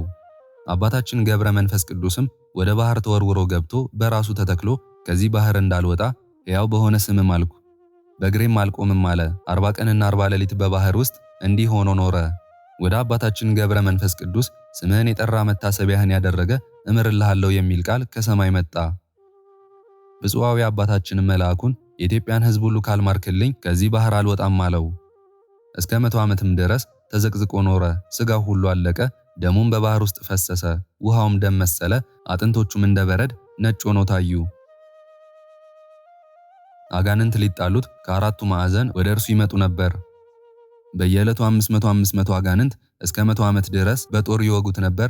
ስለታም በሆኑ ድንጋዮችም ይቆርጡት ነበር። ከመጀመሪያው ሰማዕት እስጢፋኖስ ጀምሮ እስከ መጨረሻው ሰማዕት ሊቀ ጳጳሳት ጴጥሮስ ድረስ እንደ እርሱ የተጋደለ ሰው የለም። የአባታችን መከራው በክርስቶስ አምነው ከሞቱ ሰማዕታት ሁሉ ከተቀበሉት መከራ የበዛ ነው። ከዚህ በኋላ ጌታችን መጥቶ ከባህር ዳር ቆሞ ወዳጄ ገብረ መንፈስ ቅዱስ የኢትዮጵያን ሰዎች ሁሉ ምሬልሃለሁና ተነስ ውጣ አለው። ያን ጊዜም አባታችን ገብረ መንፈስ ቅዱስ ያሰበው ስለተፈጸመለት ደስ እያለው ከባህር ወጣ። አጥንቶቹ እንደ መርፌ ቀዳዳ ተበሳስተው ተገኙ። ጌታችንም መላ ሰውነቱን በእጁ ዳሶ ምንም እንዳልደረሰበት እንደ መጀመሪያው ጤነኛ አደረገው። ከዚህ በኋላ ወደ ምድረ ከብድ ላከው። ከዚህ በኋላ ወደ ሰማይ ወጥቶ ከፀሐይ በላይ ከሰማይ በታች 7 ዓመት ኖረ። ዳግመኛም ከዚያ ወርዶ ወደ ምድረ ከብድ ሄደ። በዚያም እስከ 7 ዓመት ድረስ እንደ ምሰሶ ተተክሎ ቆሞ ሲጸልይ ኖረ። ወደ ላይም አንጋጦ ቅንድቦቹን ሳይሸፍን እጆቹን ወደ ላይ እንደዘረጋ ሲጸልይ ኖረ። ከዚህ በኋላ ሰይጣን በቁራ ተመስሎ መጣ። ዓይኖቹን ወደ ሰማይ አንጋጦ አገኘ። በራሱ ላይ ተቀምጦ ዓይኖቹን አነቆረው፣ አሳወረውም። ከዚህ በኋላ 2 ሳምንት ሙሉ እንደ ቀድሞ ምንም ጸሎቱን ሳያቋርጥ ሲጸልይ ሰነበተ። ከዚህ በኋላ የመላእክት አለቆች ቅዱስ ሚካኤልና ቅዱስ ገብርኤል መጥተው በፊቱ ቆመው ሁለቱን ዓይኖቹን እፋሉባቸው። ወዲያውም አዩ። እይታቸውም ከቀደመው 7 እጅ በለጠ። አባታችን ገብረ መንፈስ ቅዱስንም ከዚህ በፊት ይጣሉህ የነበሩ ጠላቶች አጋንንትን ከዝቋላ ምድር ታጠፋቸው ዘንድ ወደ ዝቋላ ሂድ አሉት። ከሰማይ ከእግዚአብሔር ዘንድ ስለ ተጋድሎህና ስለ ትዕግሥትህ ታላቅ ኃይል ይሰጥሃልና። ከዚህ በኋላ ሚካኤልና ገብርኤል ወደ ሰማይ ወጡ። አባታችን ገብረ መንፈስ ቅዱስም ከዚያ ተነስቶ መላእክት እንደነገሩት ወደ ዝቋላ ተራራ ሄደ። በመንገድም 3 ሽማግሌዎች ደክመው በጥላ ስር አርፈው አገኘ። ያረፉበትም ተራራ እንደ ፀሐይ ያበራ ነበር። አባታችንም አይቶ በልቦናው እሰወራቸዋለሁ ብሎ አሰበ። እነርሱም አይተው ስለ እግዚአብሔር ፍቅር ብለህ አትለፈን፣ 1 ምዕራፍ ያህል አዝለህ ውሰደን እያሉ አሰምተው ተናገሩ። ቀርቦም ባያቸው ጊዜ መላ ሰውነታቸው በሽበት የተሸፈነ የደከሙ ሽማግሌዎች መሆናቸውን ተረዳ። አንዱን አዝሎ ሄደ። ጥቂት እልፍ እንዳለ ሽማግሌው አባታችንን እህል ስለማትበላ ውሃም ስለማትጠጣ ይደክመሃልና ከዚህ አስቀምጠኝ አለው። አባታችንም ወዴት ታውቀኛለህ አለው። ሽማግሌውም ተመልሰ ሄደ፣ ባልንጀሮቼን አምጣቸው አለው። ሽማግሌውም በዚያ ትቶ ወደ 2ቱ ሽማግሌዎች ሄደ። ከሁለቱ አንዱን አዝሎ ሽማግሌው ወዳለበት አደረሰው። ተመልሶም 3ኛውን ሽማግሌ አመጣው። አባታችን አቡነ ገብረ መንፈስ ቅዱስም እነዚያን ሽማግሌዎች ከወዴት መጣችሁ? የሽታችሁ መዓዛ ልብን ይመስጣል አላቸው። 3ቱም ሽማግሌዎች ተነስተው ቆመው ለአባታችን ገብረ መንፈስ ቅዱስ በአንድነት በሶስትነት ተገለጹለት። አባታችን አብርሃም በመምሬ ዛፍ ስር ሥላሴን በአንድነት በሶስትነት እንዳየ አባታችን ገብረ መንፈስ ቅዱስም ሥላሴን በአንድነት በሶስትነታቸው አያቸው። አንድ ሰውም እስራኤል የተባለ ያዕቆብን ባደረባት በፈለገ ያቦቅ እንደታገለው እንደባረከውም እንዲሁም አብ ወልድ መንፈስ ቅዱስ አባታችን ገብረ መንፈስ ቅዱስን ባረኩት። አንተ እንዳዘልከን እኛም እናዝልሃለን፣ እስከ 7ቱ ሰማያትም ድረስ እናወጣሃለን አሉት። ያን ጊዜ መልካቸው ተለወጠ፣ የባህሪ ክብራቸውን ገለጹ። እንደ እሳት ነበልባል ሆነ፣ መባርቅት ሁሉ ተብለጨለጩ፣ ሰማያትም ተነዋወጡ፣ ድንጋዮችም ወደቁ። ደቀ መዛሙርቱ በደብረ ታቦር ታላቅ ምስጢርን እንዳዩ ይህች መለኮታዊት ጸጋ መንፈሳዊት ሀብት ለብፁዓዊ አባታችን ለገብረ መንፈስ ቅዱስ ተሰጠችው። ነቢያት ሐዋርያት እግዚአብሔርን እንዳዩት አባታችንም አየው። ያን ጊዜ የብርሃን ፈጣሪ አብ አዝሎ እስከ 2ኛው ሰማይ እስከ 3ኛው እኩሌታ ደረሰው። ወልድም ተቀብሎ አዝሎ እስከ 5ኛው ሰማይ እስከ 6ኛው እኩሌታ ደረሰው። መንፈስ ቅዱስም እስከ 7ኛው ሰማይ ግርማው ወደሚያስፈራ ዙፋን አደረሰው። ጻድቁ አባታችንም በአራቱ ማዕዘናት በከበበው በምስጢር ጎርፍ ተዋጠ፣ ደነገጠ፣ ተንቀጠቀጠም። በማይነገር በማይመረመር ግርማ ተገለጸለት። ለአምላክ በግንባሩ ወድቆ ሰገደ። ከተገለጸለትም ግርማ የተነሳ እንደ በድን ሆነ። ጻድቁም ሕልም የሚያልም መሰለው። 3ቱ ሽማግሌዎች እንዳዘሉት እስከ 7ኛው ሰማይም እንዳደረሱት ሕልም የሚያይ መስለው ነበር። አባታችንም ከዙፋኑ ፊት በደረሰ ጊዜ 3ቱም በአንድ ዙፋን ተቀምጠው አየ። ይኸውም በአንድነት በሶስትነት ነው። በመላእክትም በሰውም በፍጥረትም ሁሉ አንድ ስግደት አንድ ምስጋና ይቀርብላቸዋል። ከዚህ በኋላ ጌታችን ኢየሱስ ክርስቶስ በደብረ ታቦር ጴጥሮስን ከድንጋጤ እንደቀሰቀሰው አባታችን ገብረ መንፈስ ቅዱስንም አነቃው፣ አቅፎም ሳመው። አብ መንፈስ ቅዱስም አቅፈው ሳሙት። አባታችን ገብረ መንፈስ ቅዱስ በገድል በትሩፋት ከነቢያት ከሐዋርያት ከጻድቃን ከሰማዕታት ሁሉ በእጥፍ ይበልጣል። ይኸውም እህል ባለመብላቱ፣ ውሃ ባለመጠጣቱ፣ ልብስ ባለመልበሱ ነው። ጌታችን ኢየሱስ ክርስቶስም ሰማይና ምድርን፣ ፀሐይን፣ ጨረቃን፣ ከዋክብትንም ከገድልና ከትሩፋት የተነሳ የአንዲቱን ጸጉርህን ዋጋ አያህሉም አለው። አጥንትህን ሥጋህን 100 ዘመን ሙሉ ሲነድፉ ሲወጉህ የነበሩ አጋንንትን ታጠፋቸው ዘንድ ወደ ዝቋላ ሂድ። እኔ እንደወሰድኩህ አላወቁም፣ በባህር ውስጥ አለ ይላሉና 7ቱ ሊቃነ መላእክት ይርዱ፣ የእሳት መብረቆች ይከተሉ ይቅደሙልህ፣ በመብረቅ ሰረገላ ተጭነ ብረር አለው። አብ ወልድ መንፈስ ቅዱስ አባታችን ገብረ መንፈስ ቅዱስን በክብር ሸኙት። ከዚህ በኋላ አባታችን ገብረ መንፈስ ቅዱስ በመብረቅ ሰረገላ ተጭኖ ወደ ዝቋላ ወረደ። አጋንንትን አስደነገጣቸው። ሊቃነ መላእክትም ከበው በእሳት ሰይፍ ቆራርጠው ጣሏቸው። በመብረቅም አነደዷቸው፣ አመድ ትቢያ ሆኑ፣ በነፋስም በተኗቸው። አባታችን ገብረ መንፈስ ቅዱስ በመላእክት አጋዥነትና በተሰጣቸው ኃይል ያጠፏቸው አጋንንት ቁጥራቸው 7000 እልፍ ከ1000 ያህሉ ነበር። ሁሉም በአንዲት ሰዓት ጠፉ፣ አንድስ እንኳን አልተረፈም። ከዚህ በኋላ የመላእክት አለቆች ከመባርቅት ጋር ወደ ሰማይ ወጡ። አባታችን ገብረ መንፈስ ቅዱስም አንበሶቹና ነብሮች ወዳሉበት ወደ ምድረ ከብድ ሄደ።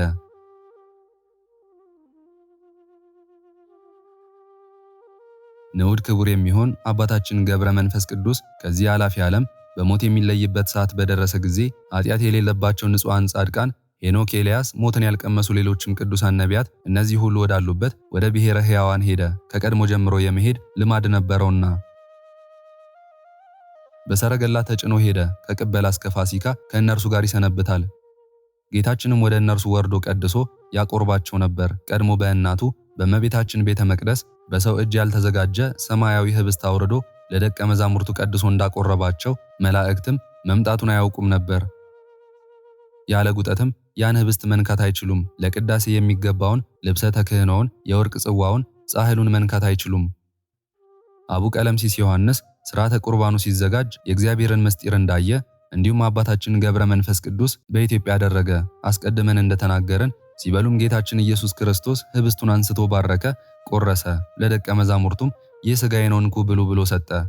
ጽዋውንም አንስቶ አመስግኖ ሰጣቸው፣ እንዲህም አለ፣ ሁላችሁም ከእርሱ ጠጡ፣ ኃጢአትን ለማስተሰረይ ስለ ብዙ የሚፈስ የአዲስ ኪዳን ደሜ ይህ ነው አላቸው።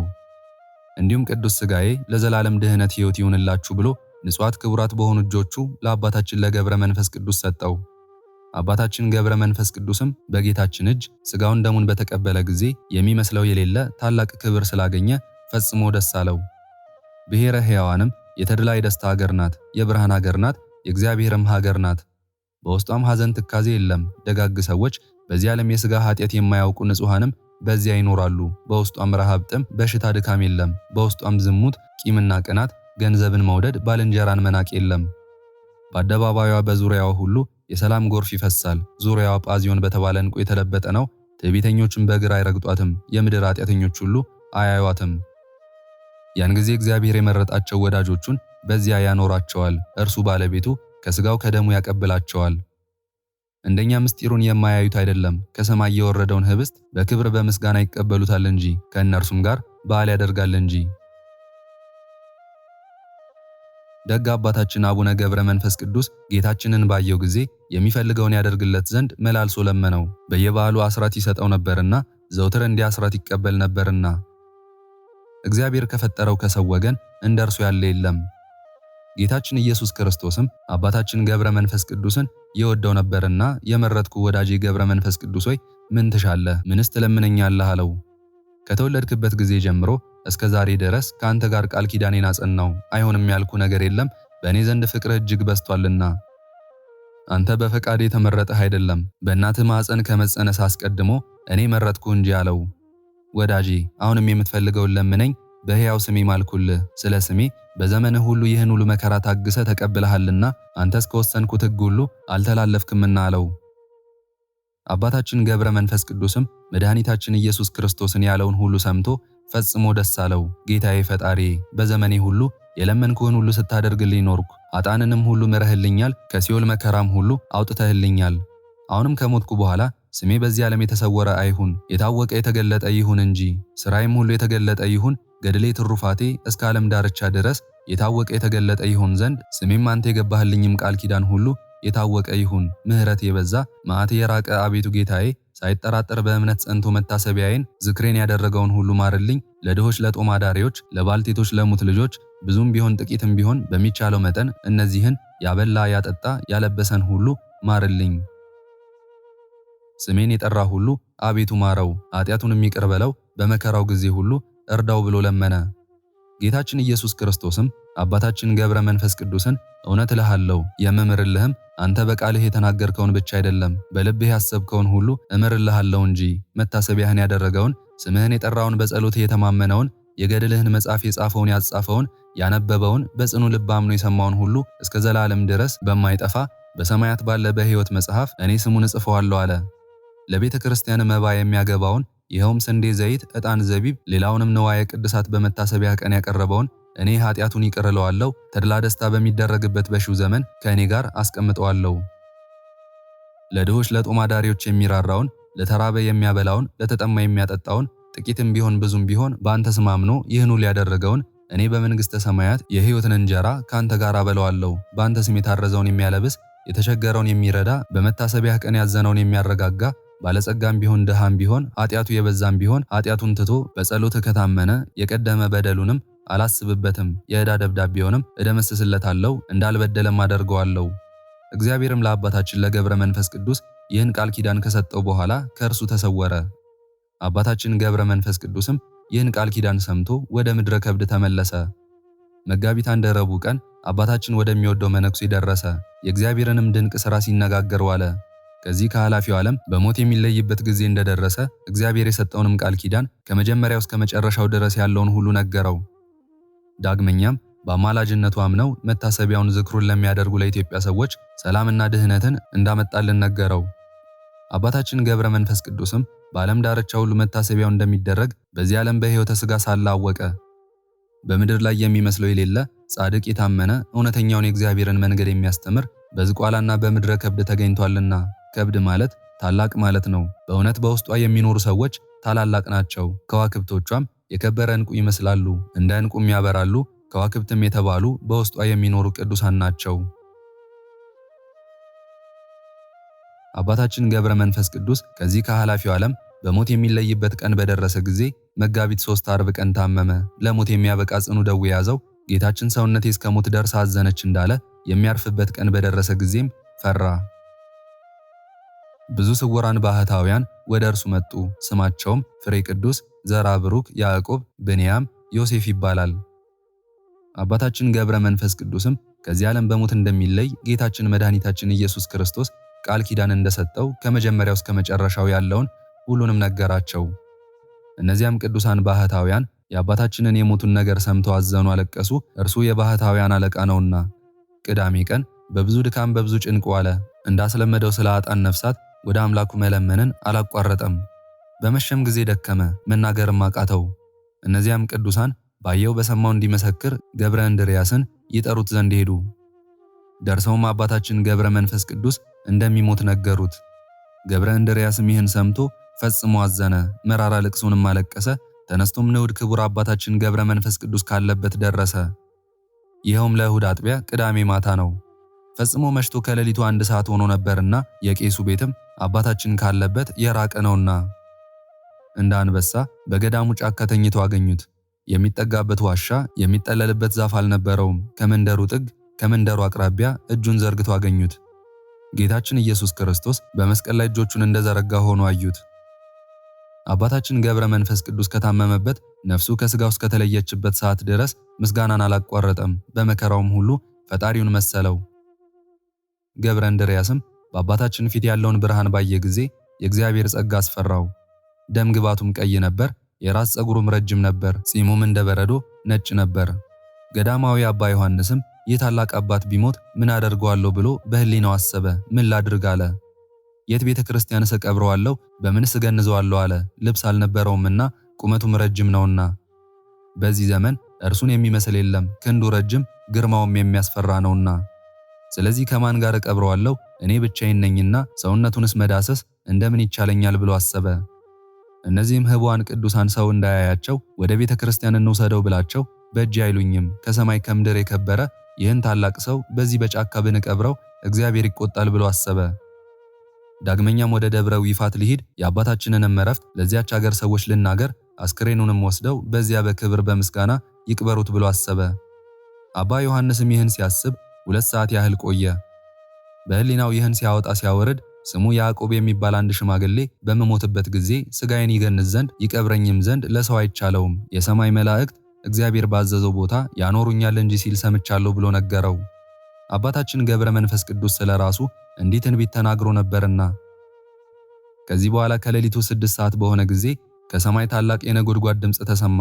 ጌታችን ኢየሱስ ክርስቶስ እመቤታችን ቅድስት ድንግል ማርያምን፣ 12ቱን ሐዋርያት፣ 15ቱን ነቢያት፣ በመከራው የመሰሉት ሰማዕታትን፣ አገልጋዮቹ ጻድቃንን፣ ቅዱሳን መላእክቱንም ሁሉ አስከትሎ ወደ አባታችን ገብረ መንፈስ ቅዱስ መጣ። ዳግመኛም እንደ ፀሐይ፣ እንደ ጨረቃ፣ እንደ ከዋክብት የሚያበራ አይነቱ ልዩ ልዩ የሆነ በረዶ የመሰለ መብራት ከሰማይ እየተወረወረ ወረደ። በዚያ የነበሩ ቅዱሳን ሁሉ ስላዩት ታላቅ ግርማ ፈሩ፣ ደነገጡ፣ ፈጽመው ሥጋውን መንካት አልቻሉም። ከዚህ በኋላ ቅዱሳን ሁሉ በመፍራት በመንቀጥቀጥ ሸሹ። ባዩትም ነገር ደንግጠዋልና ምድርም ተንቀጠቀጠች፣ ተራሮችም ተነዋወጡ፣ ታላቅ ጩኸትም ሆነ። እነዚያም ቅዱሳን በምድር ላይ የሚደረገውን ታላቅ ምስጢር ያዩ ዘንድ ከሩቅ ቆሙ። እግዚአብሔርም ስለ አባታችን ገብረ መንፈስ ቅዱስ ክብር የሚደረገውን ያስተውሉ ዘንድ እነዚያን ቅዱሳን አጸናቸው፣ ባዩት በሰሙት ነገር ምስክር የሆኑ ዘንድ። ጌታችን ኢየሱስ ክርስቶስ አባታችን ገብረ መንፈስ ቅዱስን ወዳጄ ቸር አለህን? ለስምህ መታሰቢያ ቃል ኪዳኔን አጸና ዘንድ እነሆ ወደ አንተ መጣው ብሎ መታሰቢያህን ዝክርህን ያደረገ ስምህን የጠራ የገድልህን መጽሐፍ የጻፈ ከአንተ ጋር በግልጽ የእሳትን ባህር ተሻግሮ ይለፍ፣ መኖሪያውም በብርሃን ቤቶች ይሁን። በሚያስፈራ ዙፋኔ ስሙን እጽፋለሁ። ያለ ጥርጥር በቃል ኪዳንህ አምኖ መታሰቢያህን የሚያደርገውንም ከአንተ ጋር በግልጽ ባሕረ እሳትን ይሻገር፣ ያለ ኅፍረት ያለ ፍርሃት በፊቴ ይቁም አለው። በመታሰቢያ ቀን የተራበውን ቢያበላ እኔ በመንግሥተ ሰማያት የሕይወት እንጀራ ሰጠዋለሁ። በዚህ ዓለም እስከ ዓለም ፍጻሜ ድረስ አይራብም። የተጠማውንም ቢያጠጣ ሄሮድስ ካስገደላቸው ሕፃናት ጋር በመንግሥተ ሰማያት የሕይወት መጠጥን አጠጣዋለሁ። በመታሰቢያ ቀን ዕጣንም ቢሰጥ ካንተ ጋር ንጹሕ ይሆናል። በየዕረፍት በዓል ለቁርባን የሚሆን ንጹሕ መገበሪያ ያመጣ ዘቢብም ያመጣ በሰማያዊት ኢየሩሳሌም እቀበለዋለሁ። ርስቱም ከአብርሃም ከይስሐቅ ከያዕቆብ ጋር ይሆናል። በመታሰቢያ ቀን መብራት የሰጠ ከፀሐይ 7 እጅ የሚያበሩ በ12 መብራቶች ጨለማውንና የእሳቱን ባህር ይሻገር። መታሰቢያህ በሚደረግበት በዓል ሕዝቡ ቢሰበሰቡ እኔ ቅድስት በምትሆን በደብረ ጽዮን ከቅዱሳን ሁሉ ጋር እሰበስባቸዋለሁ ብሎ ቃል ኪዳን ሰጠው። ከዚህ በኋላ አባታችን ገብረ መንፈስ ቅዱስ ተነስቶ ጌታችን መድኃኒታችን ኢየሱስ ክርስቶስን እንዲህ አለው። እኔ በዚህ ዓለም 562 ዓመት ስኖር ውሃን እጠጣ ዘንድ እህልን የእንጨት ፍሬን እበላ ዘንድ አልወደድኩም። ልብስን አልለበስኩም። በባህር ውስጥ ከዓሣ ከጉማሬ ከአዞ ጋር ራቁቴን ኖርኩ እንጂ። ዳግመኛም ከአንበሳና ከነብር ከድብና ከዘንዶ ጋር ተራራ ለተራራ ስዞር ከወፎችም ጋር በየዛፉ ስር ኖርኩ። ይህንን ቃል ኪዳንስ ለሌሎች ቅዱሳን ትሰጣቸዋለህ። እኔስ እለምንሃለሁ፣ በእጄ በለኝ። መታሰቢያዬን የሚያደርግ በአማላጅነቴ የሚያምን ሰው ኃጢአት ሰርቶ ንስሐ ሳይገባ ድንገት ቢሞት ማርልኝ አለው። ጌታችንም አባታችንን የምምርልህ እኮ ክርስቲያንን ብቻ አይደለም፣ መታሰቢያህን የሚያደርግ አረሚም ቢሆን ወደ ሃይማኖት መልሼ እምርልሃለሁ፣ ካንተ ጋርም ንጹሕ ይሁን። መጋቢት 5 ቀን መታሰቢያህን ያድርጉ፣ በዚች ቀን ነፍስ ከሥጋ ተለይታለችና። በ12 ወር እንደ እናቴ እንደ ማርያም ማኅበርህን ያድርጉ፣ እኔም ማኅበራቸውን እባርካለሁ። አለቃም ቢሆን ዓይን ያላየውን ጆሮ ያልሰማውን በሰው ልቦና ያልታሰበውን እግዚአብሔር ለሚወዱት ለሚያከብሩት ሰዎች ያዘጋጀላቸውን ታላቅ ዙፋን እሰጠዋለሁ። ከእንግዲህ ወዲህ ወደ ብርሃን ቤቶች ውጣ፣ ከፀሐይ ከጨረቃ ከከዋክብት 12 እጅ የሚያበራ መንበር እንካ ውሰድ። 12 አክሊልም ሰጠው። ቅዱስ ሚካኤል 3 አክሊሎችን ሰጠው። ቅዱስ ገብርኤልም 3 አክሊሎችን ሰጠው። ሱራፌልም 3 አክሊሎች ሰጡት። ኪሩቤልም 3 አክሊሎች ሰጡት። ከዚህ በኋላ ጌታችንና መድኃኒታችን ኢየሱስ ክርስቶስ የብርሃን መብራት ሰጠሁ። 10,000 በቀኝህ፣ 10,000 በግራህ፣ 10,000 በፊትህ፣ 10,000 በኋላ። የብርሃን ዕንቁዎችንም ሰጠሁ። 12 በቀኝ፣ 12 በግራ፣ 12 በፊትህ፣ 12 በኋላ። ከፀሐይ ከጨረቃ 7 እጅ የሚያበራ ዕንቁን ሰጠሁ አለው። ዳግመኛም የብርሃን ድባቦችን ሰጠሁ። 10,000 በቀኝህ፣ 10,000 በግራ፣ 10,000 በፊትህ፣ 10,000 በኋላ። እያንዳንዱ የብርሃን ድባብ ከፀሐይ 7 እጅ ያበራል። 562 ዓመት ልብስ ሳትለብስ ራቁትን ስለኖርህ የብርሃን ልብስ ሰጠሁ። ኅብሩ እንደ በረዶ ነጭ የሆነ የሚያንጸባርቅ የብርሃን መደረቢያ ሰጠሁ። ባልንጀሮች ቅዱሳን ባዩ ጊዜ ከሚያስደነግጥ ልብስ የተነሳ ይደነግጣሉ። እንደኔ የሚያስፈራ ግርማ ሰጠሃለሁ። የጨለማ አበጋዞች አጋንንትም ከግርማ አስፈሪነት የተነሳ ይወድቃሉ፣ እንደ ሰምም ይቀልጣሉ። የብርሃን ቤቶችንም ሰጠው። ካንተ በፊትም ካንተ በኋላ ከሚነሱ ከሰማዕታት ከጻድቃን ከሐዋርያት ከነቢያት የሚበልጥ መንግሥትን ሰጠው። እንደ ዓይን ጥቅሻ ከሰሜን እስከ ደቡብ ከምስራቅ እስከ ምዕራብ ከምድር እስከ ሰማይ እንደ ንስር የሚበሩ ክንፍ ያላቸው የእሳት ፈረሶችን ሰጠው። አባታችን ገብረ መንፈስ ቅዱስም ይህን ሁሉ ቃል ኪዳን ከሰጠው በኋላ አምላኩን አመሰገነው። አቤቱ ጌታዬ፣ ለእኔስ ይህን ሁሉ ክብር ሰጠኸኝ፣ እስከ ስንት ትውልድ ትምርልኛለህ አለው። ጌታችንም አባታችን ገብረ መንፈስ ቅዱስን እስከ 15 ትውልድ ድረስ እምርልሃለሁ። 5 ውሾችም እኔ በወንጌል ጻድቁን የተቀበለ የጻድቁን ዋጋ ያገኛል ያልኩትን አምነው መታሰቢያህን ዝክርህን ቢያደርጉ ያለ ንስሐ እምርልሃለሁ አለው። አባታችን ገብረ መንፈስ ቅዱስም ጌታችንን ጌታዬ፣ በፍርድ ቀን ሰው የሚፈረድበት በምን ምክንያት ነው ብሎ ጠየቀው። ጌታችንም 10ቱ ቃላተ ኦሪትንና 6ቱ ቃላተ ወንጌልን ያልፈጸሙ ምዕመናን ይፈረድባቸዋል። አባታችን ገብረ መንፈስ ቅዱስም አቤቱ ጌታዬ፣ ስሜን ቢጠሩ መታሰቢያዬን ዝክሬን ቢያደርጉ እነዚህን ያልፈጸሙትን አትምራቸውምን አለው። አስቀድመ አስራት ሰጥተኸኛልና አቤቱ ማራቸው፣ ይቅር በላቸው፣ አትቀየማቸው፣ ከሚፈረድባቸው በግራህ ከሚቆሙት ጋር አትቁጠራቸው አለው። ጌታችንም መታሰቢያህን ዝክርህን ያደረገውን ስምህን የጠራውን የገድልህን መጽሐፍ የጻፈውን ቃል ኪዳንህን አምኖ በእጁ የጻፈውን ቤተ ክርስቲያንህን ያነጸውን በስምህ ታቦት ያከበረውን ስላንተ የተራቆተውን ያለበሰ እምርልሃለሁ አለው። በደላቸውን ሁሉ ተውላቸዋለሁ፣ በቀኝ አቆማቸዋለሁ፣ በቀሌን አነሳለሁ። የዘላለም ተድላ ደስታ ባለባት በመንግሥተ ሰማያት ከጻድቃን ጋር ቆጥራቸዋለሁ። ዳግመኛም አስራት እሰጥሃለሁ። እነዚያን ትእዛዛት ያልፈጸሙትን በአማላጅነት ቢያምኑ እምርልሃለሁ አለው። አባታችንም ጌታችንን ምንም እንሳት ላይ የኢትዮጵያን ሰዎች ሁሉ ማርልኝ አለው። ጌታችንም እስከ ጊዮን ዳርቻ ድረስ እምርልሃለሁ አለው። አባታችን ገብረ መንፈስ ቅዱስም ጌታችንን በጊዮን መካከል ያሉ የጎጃምን ሰዎች ለምን ትለይብኛለህ? እነርሱንስ አትምራቸውምን? አለው። አዎን አልምራቸውም፣ ሥራ እያበዛሉና አለው። አባታችን ገብረ መንፈስ ቅዱስም ጌታችንን አቤቱ ማራቸው፣ ይቅር በላቸው፣ ቁርባንንና ቅዱሳንን እንዲወዱ አድርጋቸው፣ ሥራዬንም እንዲጠሉ አድርጋቸው አለው። ጌታችንም ይህ ሀገር አስራት ይሁን፣ እንደወደድህ አድርግ፣ ለአንተ ብቻ ይሁኑ፣ መታሰቢያህን የሚያድርጉ በአማላጅነትህ የሚመኑ ደስታ ባለበት በመንግሥተ ሰማያት ይኑሩ አለው።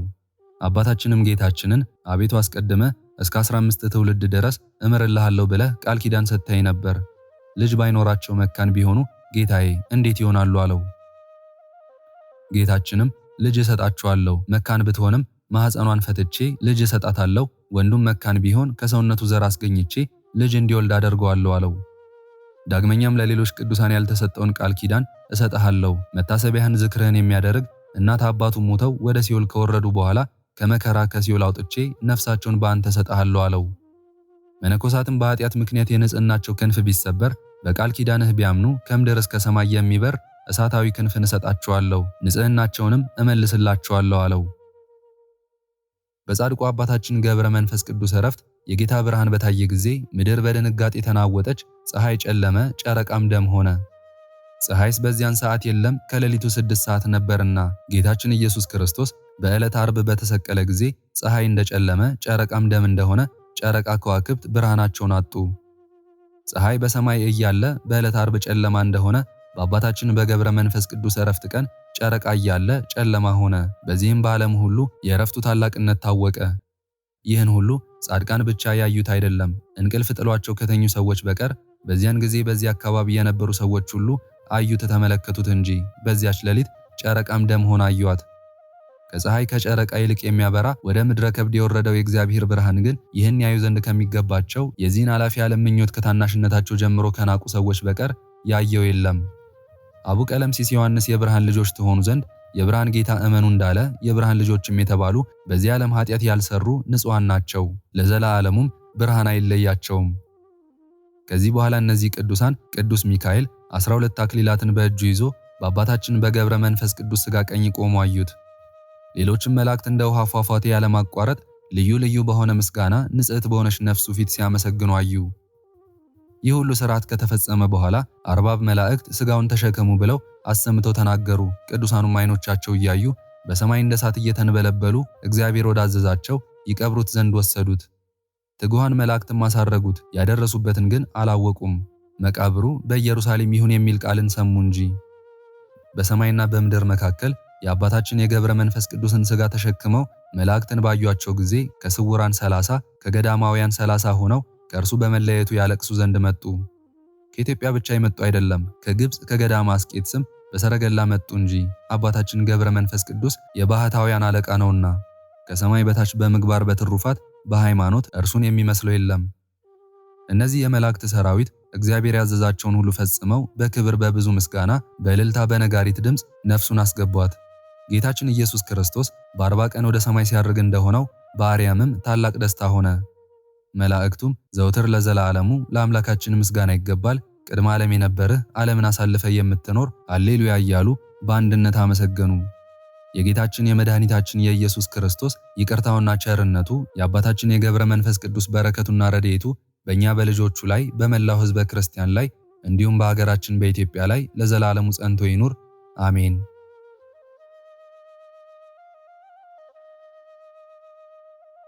ክብር ምስጋና ይሁን አንድ አምላክ ለሚሆን ለአብ ለወልድ ለመንፈስ ቅዱስ ዛሬም ዘወትርም እስከ ዘላለም አሜን። የዛሬውን መርሃ ግብር በዚህ መልኩ ጨርሰናል። ዘወትር የምንለቀውን መርሃ ግብር እንድትከታተሉ ሳትሰለቹም ሰብስክራይብ፣ ላይክ እና ሼር እንድታደርጉ እኔንም ይህን ጸሎት የተከታተሉትንም በያላችሁበት በጸሎታችሁ እንድታስቡን በጌታችን በመድኃኒታችን በአምላካችን በኢየሱስ ክርስቶስ ስም እጠይቃለሁ። እግዚአብሔር አምላካችን እስካሁኗ ሰዓት ጠብቆ ለዚህ ያበቃን የአባቶቻችን አምላክ ልዑል እግዚአብሔር ስሙ ፈጽሞ የተመሰገነ ይሁንልን። እመቤታችን ቅድስት ድንግል ማርያም ዘላለማዊ ስሟ የተወደደ ይሁንልን። ጻድቃን ሰማዕታት፣ ቅዱሳን መላእክት እንደየክብራቸውና እንደየማዕረጋቸው የከበሩ ይሁኑልን። ይህንን ጸሎት ምስጋና ወይም ቃል እግዚአብሔር በቅርብም በአካል በሩቅም በያላችሁበት ስትከታተሉ ለቆያችሁ በኋላም ለምታደምጡ በአሜነ በረከት ለተሳተፋችሁ በሙሉ በጸሎት እንድናስባችሁም ለጠየቃችሁን ገብረ ሥላሴ፣ ፍቅርተ ማርያም፣ ወለተ መስቀል፣ ወለተ ጻድቅ፣ ወለተ ሰማያትና እህተ ማርያም፣ ወለተ ሥላሴ፣ ወለተ ማርያም፣ ወለተ ማርያም፣ ሁለተ ማርያም፣ ወለተ ሐና፣ ወለተ መስቀል፣ ተርሲተ ድንግል፣ ወለተ ሐና፣ አስካለ ማርያም፣ ሴቴ፣ ወለተ ብርሃን፣ ወለተ ማርያም፣ ሰይፈ ሚካኤል፣ ብርቱካን፣ ዓለም፣ ጎሳ፣ አቡሽ፣ ጫላ፣ እመቤት፣ ወለተ ሰንበትና ወለተ ጻድቅ፣ ወለተ ሰንበትና ጽጌ ማርያም፣ ሁለተ ሥላሴ፣ ወልደ ያሬድ፣ ሁለተ መድን፣ ገብረ መድን፣ ኃይለ ማርያምና ሂሩተ ሥላሴ፣ ወለተ ማርያም፣ ገብረ ሥላሴ፣ መንበረ ማርያምና ወልደ ሥላሴ፣ አመተ ሥላሴ፣ ወለተ ጊዮርጊስ፣ ወለተ ትንሣኤ፣ ወለተ ማርያም፣ ገብረ ሥላሴ፣ ገብረ መድን፣ ወለተ ማርያም፣ ወለተ ጻድቅ፣ ወለተ ኪዳን፣ ስርጉተ ማርያም፣ ፍቅረ ሥላሴ፣ ወለተ ጻድቅ፣ እህተ ማርያም፣ ፍቅርተ ማርያም፣ ኪዳነ ወልድ፣ ወለተ አረጋይ፣ ወለተ ሕይወት፣ ሰሊና፣ ወለተ ትንሣኤ፣ ዮሐና፣ ንግሥቲ፣ አዜብ፣ ወለተ ጻድቅ፣ ወለተ ማርያም፣ ፍሬ ሰንበት፣ አጸደ ማርያም፣ ሐና ማርያም፣ ጽጌ ማርያም፣ ወለተ ትንሣኤ፣ ወለተ ሐዋርያት፣ ኃይለ ኢየሱስ፣ ወለተ ማርያም፣ ገብረ ጊዮርጊስ፣ ፍቅርተ ማርያም፣ ጸዳለ ማርያም፣ ጸገነት፣ ወለተ መድን፣ ተክለ ሚካኤል፣ ወለተ ሚካኤል፣ ወልደ ሚካኤል፣ ወለተ ኪዳን፣ ሀብተ ማርያም፣ ፍቅረ ሥላሴ፣ ወለተ ሥላሴ፣ ማርዬ፣ አስራተ ማርያም፣ ወለተ ማርያም፣ ስህነ ማርያም፣ ተክለ ወልድ፣ አጸደ ማርያም፣ ጸገነት፣ ወልደ ትንሣኤ፣ ገብረ ሥላሴ፣ ክንፈ ሚካኤል፣ ኃይለ ኢየሱስ፣ ገብረ ኪዳን፣ ገብረ ሥላሴ፣ ፈቃደ ሥላሴ፣ ኃይለ ኢየሱስ፣ ኃይለ ማርያም፣ ወለተ ሥላሴ፣ ሳህለ ማርያም፣ ወለተ ሥላሴ፣ ሰብለ ማርያም፣ ገብረ ሥላሴ፣ ወለተ መድህንና ገብረ መድህን፣ እህተ ማርያም፣ ወለተ ቂርቆስ፣ ወለተ ሐና፣ ገብረ እግዚአብሔር፣ ገብረ ሥላሴ፣ ገብረ ማርያምና ወልደ ሥላሴ፣ ወለተ ጊዮርጊስ፣ ወለተ አናንያ፣ ወለተ ማርያም፣ ሐና ማርያም፣ ወለተ ሚካኤል፣ ፍቅርተ ሚካኤል፣ ኃይለ ሚካኤል፣ ትርሲተ ሚካኤል፣ ፍቅረ ሥላሴ፣ ተስፋ ሚካኤል፣ አክሊለ ሰማያት፣ ፍቅረ ዮሐንስ፣ ወልደ ጊዮርጊስ፣ ኢዛና፣ ሰላማዊት፣ ራይሻን፣ ወለተ ሰንበት፣ ማሪቱ ኃይሉ፣ ወለተ ሥላሴ፣ ኃይለ ገብርኤል፣ ገብረ አብ፣ ኃይለ ሚካኤል፣ አስካለ ማርያም፣ አምደ ሚካኤል፣ ወለተ ሚካኤል፣ አመተ ኢየሱስ፣ ወለተ መድህን፣ ወለተ ማርያም፣ ፈቃደ ማርያም፣ አጸደ ማርያም፣ ወለተ ሐና፣ ወለተ ኪዳንና በትረ ማርያም፣ ወለተ ሥላሴ ሁላችሁንም እግዚአብሔር ያስባችሁ ከነ ቤተሰባችሁ በሕይወትና በጤና ያቆያችሁ። ዕድሜ ዘመናችሁ የተባረከ፣ ስራችሁን የሰመረ፣ ቀናችሁን ያማረ፣ ኑሯችሁን የከበረ፣ ጸሎታችሁንም የተሰማ ያድርግላችሁ። እንዲሁም በአካል በሥጋ የተለዩንን ሙሉ ማሞ፣ ወለተ ሥላሴ፣ ኃይሉ ገብረ ሥላሴ፣ ወለተ ጽዮን፣ ወልደ ሰማያት፣ ሳህለ ማርያም፣ ዘላለም፣ ወለተ ሐና፣ ወለተ ማርያም እግዚአብሔር አምላካችን ነፍሳቸውን ይማርልን፣ በአጸደ ሕይወት በገነት በመንግሥተ ሰማይ ያሳርፍልን።